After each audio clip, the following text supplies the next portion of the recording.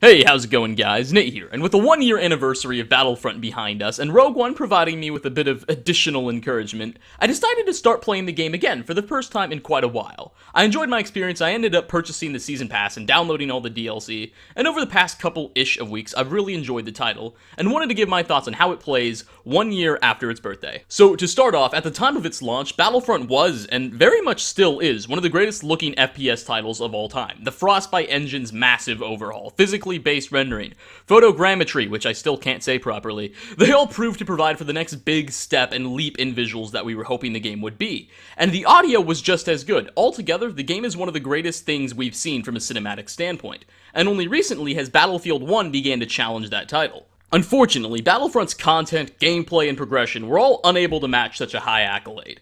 Battlefront initially lacked modes such as Galactic Conquest, Instant Action, Space Battles, or even any sort of campaign at all at its launch. All were pinnacles of the original Battlefront titles. Furthermore, the game also lacked much to do. There were very few weapons, and only 2 or 3 of them were actually viable. And Battlefront also initially only boasted about 6 complete maps.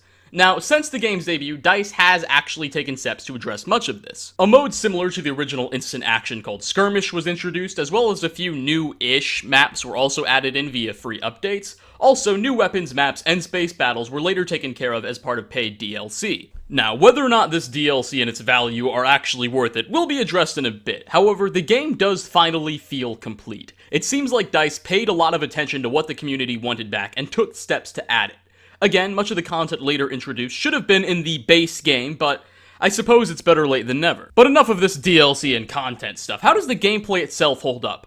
Well, while it didn't exactly wow anybody to the same degree the visuals did, it's by no means particularly bad. In fact, I really did enjoy it. The way the modes and maps, both vanilla and DLC, encourage a more linear flow of combat, and how battles will often erupt near strategic choke points and groups of players will attempt to flank. It was all a very refreshing break from the chaotic mosh pits of Call of Duty and Halo. And personally, I enjoyed Battlefront's gameplay even a bit more so than Battlefield 4's. Though I do remain a bit frustrated with the fact that you can no longer physically mount vehicles, it's still been a pretty fun experience. And in thanks to a relatively high player population and DICE's server system, you won't have any trouble at all finding a game. However, loading into one is a bit of a different story. Load times remain as atrocious as they were at launch, both on PC and console, with it sometimes taking as long as 4 minutes to load into a single game. That's about as long as this video, but load times aside, thanks to continued support by both DICE and EA in the form of updates and DLC, Battlefront's condition as a game seems to have improved if anything over time, and the player count also sits very comfortably at an average of 80,000 players per day across all platforms. For comparison, about a year ago, shortly after launch, the game averaged 120,000 players a day, meaning that over 1 year, the game's player population has only wavered by about 38%.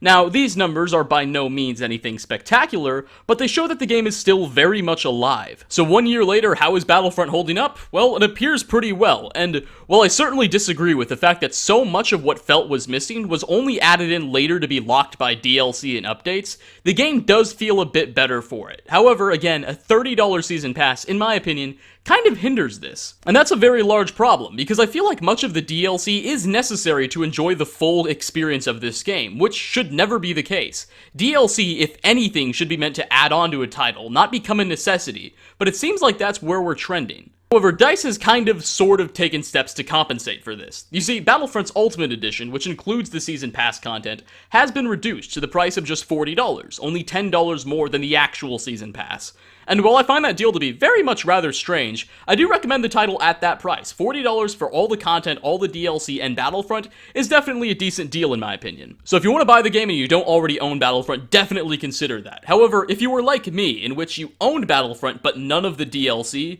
and you just started playing it again, tread very, very carefully. There's going to be a very strong urge, thanks to Rogue One, that will encourage you to immediately buy the Season Pass and try out all the DLC. That is what I did, and while I don't inherently regret it, do be very careful. Battlefront certainly is a game that's a little bit more polarizing. There seems to be a lot of people that don't enjoy it. So just try the game out again, see if you're still into it, and if you still are, definitely consider the DLC. Some of the updates are pretty major, and they'll still give you a little bit of new content to enjoy. Anyway, guys, thanks for watching. I hope you all enjoyed this video. If you did, please feel free to hit that like button, dislike if you did not enjoy, and I hope to see you all in my next video. Peace out, everybody.